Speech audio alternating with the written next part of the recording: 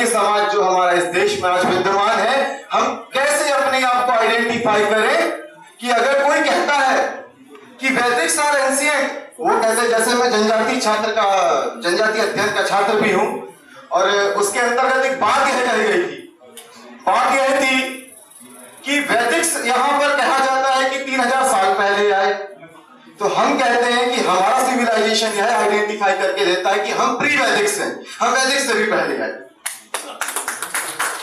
अगर यदि यह चीज है आइडेंटिफाइड कि हम वैदिक से पहले आए, तो हमने आपको जीना सिखाया ना। उसके साथ बात यह आती है कि हम लोग बहुत कंफ्यूज साइकोलॉजी के साथ काम कर रहे हैं। अगर हम लोग आइडेंटिफाइड है कि हम प्री वैदिक्स हैं, तो प्री वैदिक्स के अनुसार से हमारे अंदर रिसर्चर्स भी रहेंगे।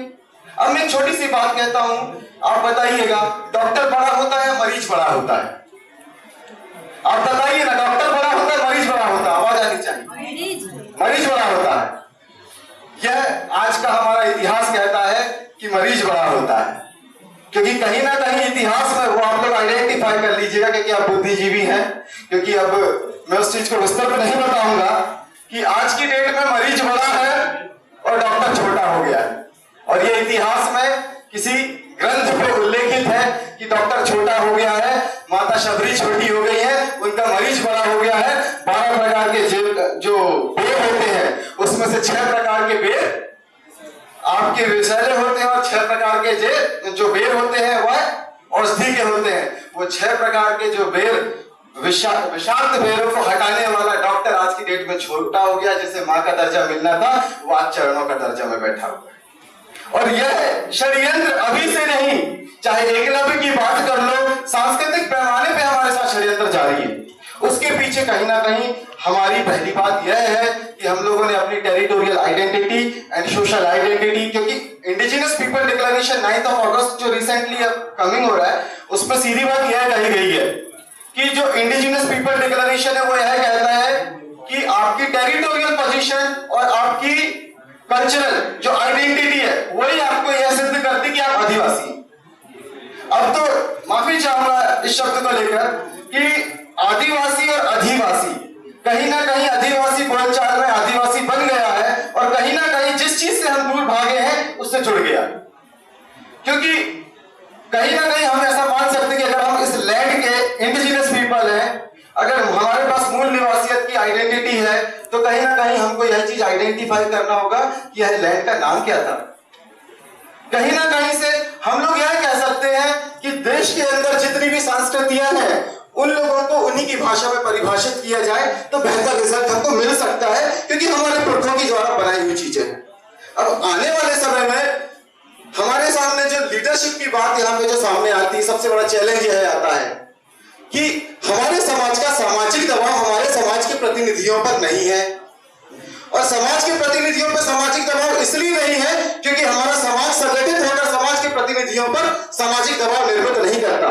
आज सिंधी समाज को देख लीजिए, उनके पास रूहानी है। आज जैन समाज को देख लीजिए, उनके पास शरद जैन है। आज आप सिख समाज को देख लीजिए, उनके पास पप्पू भैया है। आज मैं कहता हूं कि गौड़ समाज के पास कौन है? रूलिंग हो चाहे ऑपोजिशन हो, क्या ट्राइब्स के पास उनके लीडर्स हैं? क्योंकि सारे आंदोलन जो खड़े होते हैं एक तरीके से ऑपोजिशन को फायदा पहुंचाने के लिए काम करते हैं। कांग्रेस मुक्त भारत का जो आंदोलन चला, उस पे कहीं ना कहीं ट्राइबल के जो आंदोलन छुटपुट हुए और वो खत्म हो गए। रिजल्ट क्या मिला? ट्राइबल्स को रिजल्ट क्या मिला? ट्राइबल्स को रिजल्ट यह मिला कि प्रमोशन पे रिजर्वेशन खत्म हो गया। अब उसका रिजल्ट ये इनडायरेक्टली यह पड़ेगा कि आपके बच्चों को जॉब इजीली नहीं मिलेगा। फिर क्या करेंगे आपके बच्चे? परसेंटेज की बात अभी वाले जी यहाँ पे कह रहे थे कि परसेंटेज की बात है। आज की जो शिक्षा व्यवस्था है साहब, सरनेम देख के परसेंटेज दिए जाते हैं, सरनेम देख के परसेंटेज दिए जाते हैं, और सरनेम देख के पेपर चेक किए जाते हैं। ये हम रिसर्च के लोग फेस कर रहे हैं। हमारे ऊपर भी एक प्रेशर आया कि अगर आप रिसर्च में आगे कैरियर रहना चाहते हो तो आपको हमारे बताए हुए संगठन को ज्वाइन करना पड़ेगा, और मजबूरीवश हमने किया भी। मगर हम सोच रहे हैं कि किसी प्रकार से हम अपने समाज को कैसे फायदा पहुंचाएं, और हमें हमारी विचारधारा के लोगों को हर जगह पे इम्प्लीमेंट करना पड़ेगा। और इस इम्प्लीमेंट करने इस इम्प्लीमेंटेशन के लिए हमको संयुक्त रूप से एक विचारधारा पे, एक मत पे काम करना होगा। हर घर में घंटी की जगह अगर शंख बज रहा है तो वो उनकी विचारधारा है, इसलिए बज रहा है। हम ये कहते हैं कि आपके घर में घंटी और शंख की वजह ठीकरी कब बजेगी, हमको उस विचारधारा को भी इम्प्लीमेंट करना होगा। क्योंकि कहीं ना कहीं से ये एक बीकर है, इस बीकर में कई प्रकार के लीकेजेस अगर रहेंगे तो हमारे द्वारा निरंतर ये 60-65 सालों से जो काम किया जा रहा है उसके एफर्ट वेस्ट नीचे से लीकेज हो जाएंगे। एक जो टंकी होती है, टंकी में जो पानी भरा होता है वह हमारे एफर्ट है, और हमारे एफर्ट विड्रॉ तब हो जाते हैं जब उसके अंदर कई प्रकार के लीकेजेस होते हैं। जैसे आपने बात कही, अभी हमारे बीच ठाकुर साहब वहां पे मौजूद है, वो है तो दीवार जी है। 2 मिनट के लिए चाहूंगा कि आप खड़े हो जाए। ये पहले आपके लिए तालियां की गुजारिश करूंगा सभी से।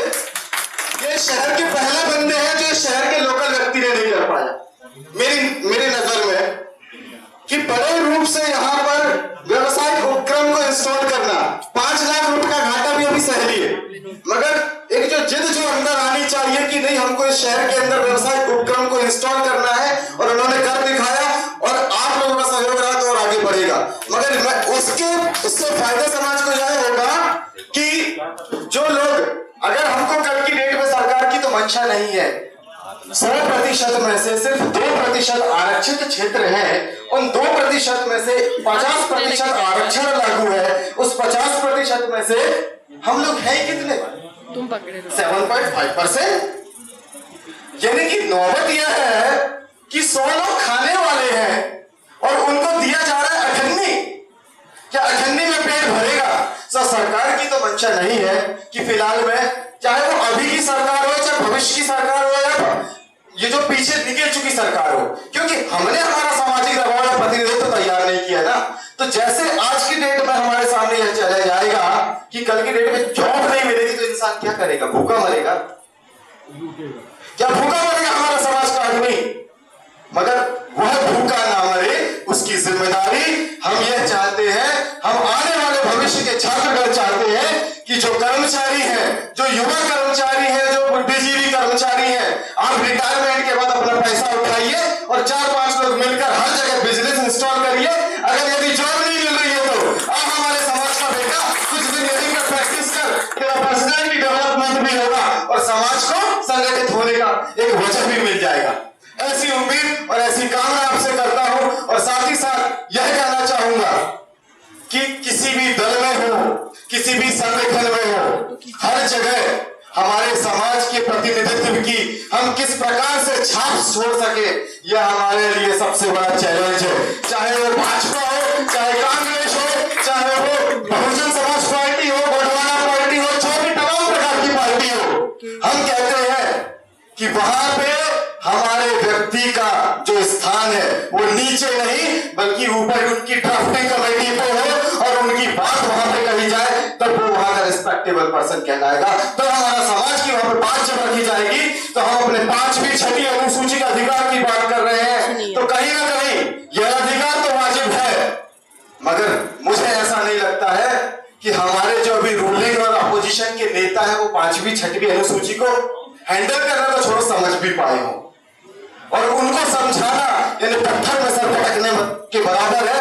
थोड़ा सा वक्त देना पड़ेगा, हमको नए युवाओं का निर्माण करना पड़ेगा, और उनके पीछे पूरे समाज का एक पूरा संगठन और समाज के पूरे लोगों को सपोर्ट भी देना होगा, ताकि आने वाले समय में हम रिप्लेस करने के लिए बता सके कि तुम गूंगे नेताओं की हमें जरूरत नहीं, हमें तो शेरों की जरूरत है जो सामियाना बदल दे समाज का। इसी के साथ मैं अपनी बारी को विराम देता हूं। धन्यवाद।